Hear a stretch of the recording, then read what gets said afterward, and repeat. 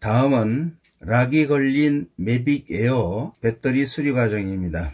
이 배터리의 내부 정보를 보니까 첫 번째 배터리는 셀이 0.958, 0.993 아예 0V로 나왔고, 두 번째 배터리도 1.4, 2.3, 2.8, 세 번째 배터리도 1.7, 0.9, 0V로 락이 걸린 상태입니다. 그러나 카운터를 보면 3회밖에 날리지를 않았기 때문에 이런 경우에는 락을 해지하면은 내부 저항은 어느 정도 높아져도 셀 전압이 다시 정상적으로 회복될 수가 있습니다. 살릴 수 있는지 시도를 해 보겠습니다. 배터리 케이스를 개봉한 다음에, 요거는 매빅 에어나 에어2 같은 경우에는 밸런스 충전 단자가 없기 때문에 우선 아쉬운 대로 사용하려고 각 단자마다 연결할 수 있는 이런 것들이 있고, 이걸 스프링을 끼워 가지고 압력을 가하는 그런 장치가 되겠죠.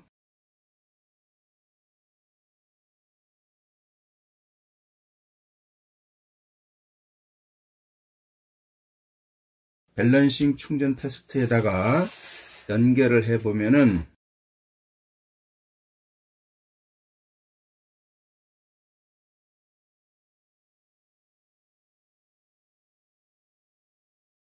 이렇게 셀 전압을 측정할 수가 있습니다. 이 상태에서 충전을 시키면은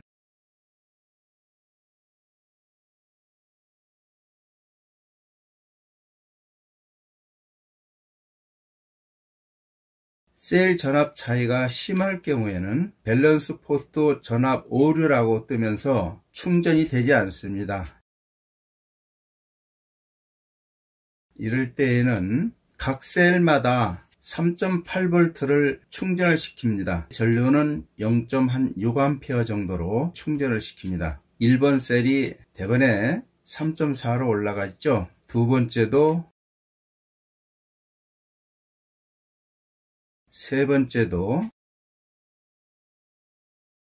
약간의 전압을 가한 다음에 다시 충전을 시키면은 처음에 0.9, 1.8, 2.7에서는 충전이 안 됐었는데 지금은 3.0, 2.9, 2.8 정도로 해서 어느 정도 밸런싱 전압이 맞기 때문에 충전을 시키면은 이렇게 충전이 됩니다. 이때 1A로 충전을 시키는 것은 셀이 3개니까 0.33, 0.33, 0.33A 정도로 충전이 되는 것입니다. 19분 정도 지났을 때 3.8V가 다 넘어갔습니다.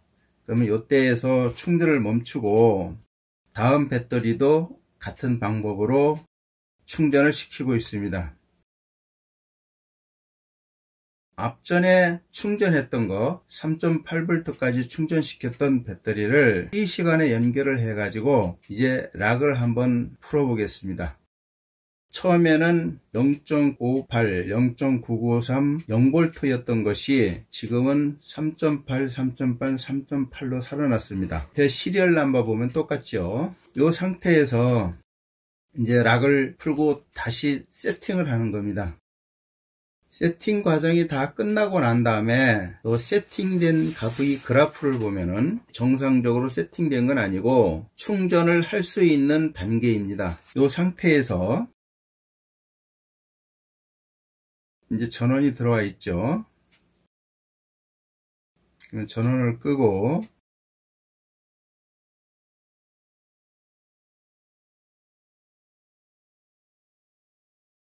충전기와 연결을 해서 충전을 시키고 있습니다. 그래서 만 충전이 된 상태에서 프로그램으로 들어가서 이렇게 보면은 프로그램에 3번을 들어갔죠. 똑같은 시리얼 넘버죠. 비행의 수는 3회이고 셀 전압은 처음에는 0V, 0.9, 0.9였다가 두 번째 단계에서 3.8, 3.8, 3.8인 상태에서 락을 해지를 하고 충전할 수 있는 상태로 만든 다음에 다시 만 충전을 시킨 다음에 세팅한 값이 4.3, 4.4, 4.3 이런 식으로 수리 과정을 진행하고 있으며, 이 상태에서 배터리를 받으시면은 앞전에 설명드렸던 비행 테스트를 꼭 한번 하고 계속 하라는 게 아닙니다. 처음에 한 번은 무조건 비행 테스트를 해가지고 배터리 성능이 어떤지를 알고 비행을 하는 것이 사고를 미연에 예방할 수가 있습니다. 다음은 락이 걸린 배터리 중에서 강제 충전을 해도 충전이 안 되는 셀을 보여드리도록 하겠습니다. 아내가 이 작업을 긋고 말리고 있습니다. 나이 들어가지고 그걸 하느냐고. 취미로 하는 것도 좋지만은 그 자꾸 신경 쓰면서 왜 자꾸 그걸 하느냐고 그러는데, 부탁하시는 분들 또 사정을 보면은 또 외면할 수도 없고 계속 하고 있는데, 얼마나 할지는 모르겠습니다만은 한 일주일 전에도 매빅 에어 2를 가지고 계신 분인데, 인도에 출장을 가려고 드론을 꺼내보니까는 배터리가 전부 락이 걸렸다는 소리예요. 새로 구입을 하려고 하니 DJI에서 구입을 해도 일주일밖에 안 남았기 때문에 날짜가 촉박하고, 그래 이제 유튜브를 보다가 저한테 연락이 왔어요. 이게 수리가 가능하냐, 그래서 보내보시라고 그 수리를 해서 보내드렸습니다. 그런 분들한테는 얼마나 고맙게 생각하겠습니까? 그 다음에 며칠 전에도 미국으로 내일 모레나 출발을 하시나 그런 분이 한 분 또 계신데, 근데 락이 걸렸다 그래요. 급하게 좀 수리 좀 안 되겠느냐고, 그래서 또 수리를 해서 드렸습니다. 그런 분들한테 조금이나마 도움을 드렸다라고 생각합니다. 앞전에도 보여드렸던 이 셀인데, 요 3번이 0V였습니다. 배터리 케이스를 개봉을 하고 3번 셀에다가 3.8V 0.6A로 충전을 지금 시키고 있습니다. 충전을 아무리 시켜도 3V 이상 올라가지를 않고 있어요. 한 20분 동안을 충전을 해도 3V 이상 올라가지를 않고 있습니다. 전류를 1A로 한번 충전을 해봤고 그래도 전압 변동이 없어가지고 2A, 3A까지 한번 올려봤습니다. 그렇게 10분을 기다려도 더 이상 전압이 올라가지를 않아요. 혹시 배터리가 온도가 올라가나 해가지고 이렇게 손으로 대보기도 하고, 온도가 올라가지는 않는데 그래가지고 이건 안 되겠다 하고 단자를 빼는 순간에 여기 보시면은 실리콘이 녹아버렸어요. 끈적끈적하게 묻어납니다. 이런 셀은 더 이상 과전류로 충전을 시켰을 경우에는 단자가 타버리든지 아니면 폭발을 하게 됩니다. 락이 걸렸던 배터리 셀 중에서 너무나 전압이 떨어진 경우에는 완전 방전이 돼서 아무리 충전을 시켜도 충전이 안 되는 이런 셀이 있습니다. 이런 경우에는 무조건 셀을 교체를 해야 됩니다. 셀을 교체를 하면은 정품과 거의 같은 용량을 가진 배터리를 사용할 수가 있습니다. 배터리를 어떻게 관리하는 것이 가장 안전하고 오래 사용할 수 있느냐라는 질문이 있어 가지고 그거에 대해서 저의 생각을 한번 이야기해 볼까 합니다. 우선 배터리는 요 표에서 보는 바와 같이 리튬 폴리머 배터리는 종지 전압이 3V이고 공칭 전압이 3.7, 만 충전이 4.2V입니다. 매빅 에어 기종은 셀이 3개이기 때문에 공칭 전압은 11.1V, 만 충전은 12.6V입니다. 그 다음에 매빅 2는 셀이 4개이기 때문에 14.8, 만 충전이 16.8V입니다. 이 공칭 전압이 무엇이냐? 배터리가 화학작용을 안 하는 전압이라고 생각하시면 될 것입니다. 배터리를 보관할 때에는 100%가 아니라 70 내지 60%로 보관하라는 소리는 이 공칭 전압에 근접되게 보관을 하라는 걸로 알고 있습니다. 새 셀을 사가지고 전압을 재보면은 셀 전압이 3.7에서 3.8 내지 3.9V입니다. 이 상태에서는 거의 1년간 지나도 변함이 없이 그대로 유지를 하고 있습니다. 배터리를 보관할 때에는 만 충전, 과방전보다는 공칭 전압에 가까운 전압으로 보관을 하는 것이 가장 좋습니다. 그런데